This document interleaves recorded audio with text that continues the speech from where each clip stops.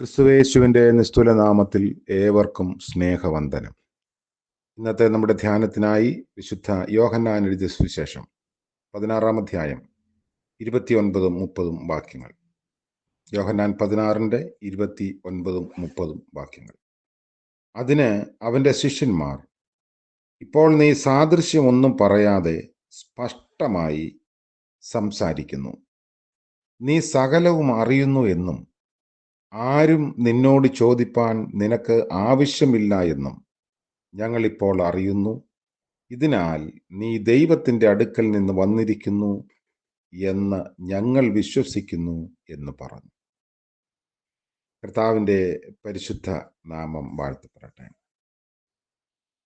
തൻ്റെ വിടവാങ്ങൽ മൊഴികളുടെ അവസാന ഭാഗത്ത് സാദൃശ്യങ്ങളെ ഒഴിവാക്കി കർത്താവ് സ്പഷ്ടമായി ശിഷ്യരോട് സംസാരിച്ചു. താൻ പിതാവാം ദൈവത്തിൻ്റെ സന്നിധിയിൽ നിന്നാണ് ഭൂമിയിലേക്ക് വന്നതെന്നും കുരിശിൻ്റെ വഴിയിലൂടെ പിതൃസന്നിധിയിലേക്ക് മടങ്ങിപ്പോകുന്നുവെന്നും യേശു അവരോട് അറിയിക്കുന്നു. ഗുരുനാഥൻ പിതാവിൽ നിന്നും വന്നവനാണ് എന്ന് ശിഷ്യന്മാരും ഉറപ്പിച്ച് പ്രഖ്യാപിച്ചു. അപ്പോൾ യേശുവും ശിഷ്യന്മാരും തമ്മിലുള്ള ആശയവിനിമയം ചില സുപ്രധാന ഉൾക്കാഴ്ചകൾ നമ്മളോട് പങ്കുവയ്ക്കുന്നുണ്ട്. ഒന്ന്, ദൈവത്തിൻ്റെ സ്നേഹത്തെക്കുറിച്ചാണ് യേശു ശക്തീകരിച്ച് ഉറപ്പിച്ചത്. പഴയ നിയമത്തിലെ ദൈവം തീക്ഷ്ണതയുള്ള ദൈവമെന്നും കോപിഷ്ഠനെന്നും, യേശു ആകട്ടെ സൗമ്യതയും ദയയുമുള്ള ദൈവമെന്നും അങ്ങനെയൊക്കെയുള്ള ധാരണകൾ സാധാരണ അനുവാചകർക്കുണ്ട്. എന്നാൽ യോഹന്നാന്റെ സുവിശേഷം എടുത്ത് പറയുന്നു അത് ദൈവ സ്നേഹത്തെക്കുറിച്ചാണ്. തൻ്റെ ഏകജാതനായ പുത്രനെ ലോകത്തിലേക്ക് നൽകി അവൻ മുഖാന്തരം ലോകത്തെയും ലോകത്തിലുള്ള മനുഷ്യരെയും ദൈവം അത്രയ്ക്ക് സ്നേഹിച്ചുവെന്ന് യോഹന്നാൻ 3:16 നമ്മൾ കാണുന്നു. യേശുവിൻ്റെ ശിഷ്യന്മാരും ദൈവത്തിൻ്റെ ഈ രക്ഷാപദ്ധതി അംഗീകരിച്ചവരാണ്. ലോകത്തെ സ്നേഹിച്ച് അതിനെ വീണ്ടെടുക്കാൻ പുത്രനെ അയച്ച ദൈവം തങ്ങളെയും സ്നേഹിക്കുന്നുവെന്ന് ശിഷ്യർ വിശ്വസിച്ച് ഉറപ്പിക്കുന്നു. തങ്ങളെയും ഈ ദൈവസ്നേഹം പങ്കുവയ്ക്കാൻ ചുമതലപ്പെടുത്തിയിരിക്കുന്നു.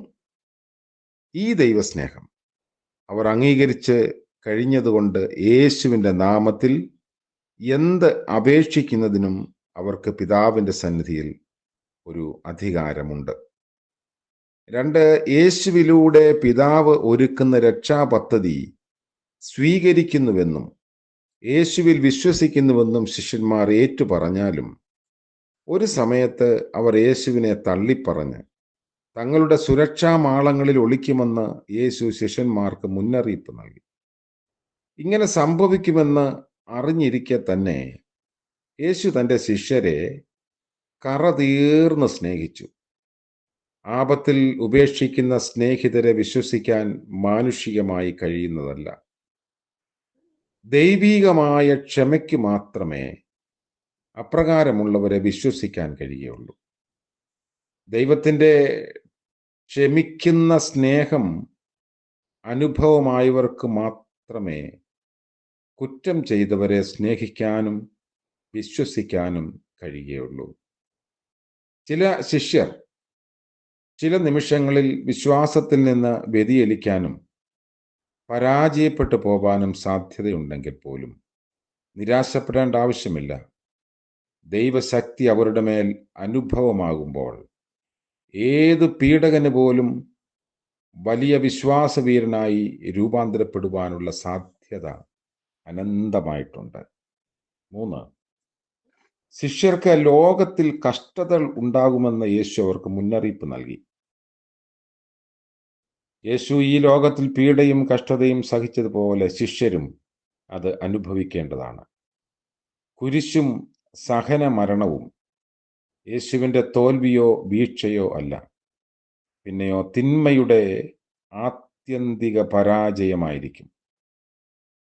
തിന്മയെ കർത്താവ് ക്രൂശിൽ തോൽപ്പിച്ച് കൊണ്ടാടുന്ന വിജയത്തിൽ യേശുവിൽ വിശ്വസിക്കുന്ന ശിഷ്യർക്കും അവകാശികളും പങ്കുകാരുമാകാൻ അവകാശം നൽകിയിരിക്കുന്നു.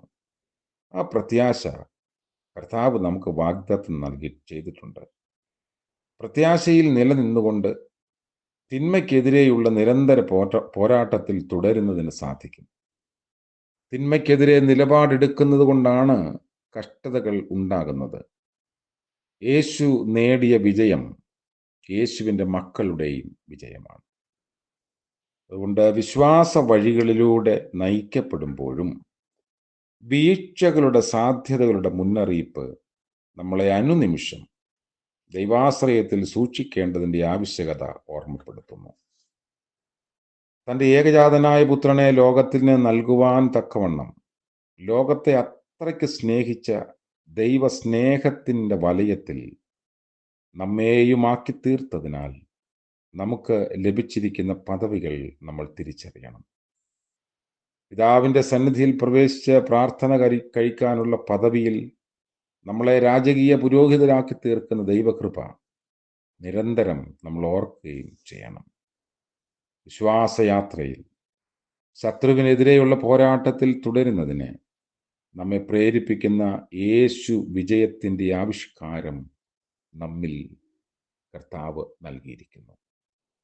അതുകൊണ്ട് ആ ഒരു വലിയ ബന്ധത്തിൽ നമുക്ക് ജീവിക്കാൻ യേശുവിൻ്റെ സാന്നിധ്യത്തിൻ്റെ അടയാളങ്ങളായി നമ്മുടെ ജീവനയിടങ്ങളിൽ നിലനിൽക്കാൻ കഴിയട്ടെ. പ്രാർത്ഥിക്കുന്നു. കരുണയുള്ള വാഴ്ത്തപ്പെട്ട ഞങ്ങളുടെ ദൈവമേ, സ്വർഗീയ പിതാവേ, അനുഗ്രഹീതമായ പുതിയ ദിനത്തിനായി നന്ദിയോടെ ഞങ്ങൾ അങ്ങയെ സ്തുതിക്കുന്നു. കഴിഞ്ഞ രാത്രിയിൽ ലഭിച്ച നിദ്രയ്ക്കായും വിശ്രമത്തിനായും സ്തോത്രം. അങ്ങയോടുള്ള ബന്ധത്തിലും സ്നേഹത്തിലും അനുസരണത്തിലും ജീവിപ്പാൻ ഇന്ന് പകൽക്കാലം ഞങ്ങൾക്ക് ഇടയാക്കണമേ. പ്രഭാതം മുതൽ ഞങ്ങളുടെ എല്ലാ ആവശ്യങ്ങളെയും അവിടുന്ന് ഏറ്റെടുക്കണമേ. ഉത്തരവാദിത്വ നിർവഹണങ്ങളിൽ ഞങ്ങൾ ഇടറാതെ നിലനിൽക്കാൻ സഹായിക്കണമേ.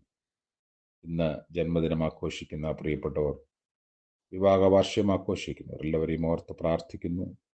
ദൈവത്തിൻ്റെ കരുതലിൻ്റെ ചിറകിൽ പുതുവർഷം എല്ലാവർക്കും നൽകണമേ. യേശുമശിഹ മൂലം പ്രാർത്ഥിക്കുന്നു. കൃപയോടെ കേൾക്കുമാറാകണമേ. ആമേൻ. ത്രിയേക ദൈവത്തിൻ്റെ അനുഗ്രഹവും ആലോചനയും നാം എല്ലാവരോടും കൂടി ഇന്നും എന്നേക്കും ഉണ്ടായിരിക്കുമാറാകട്ടെ. ആമേൻ.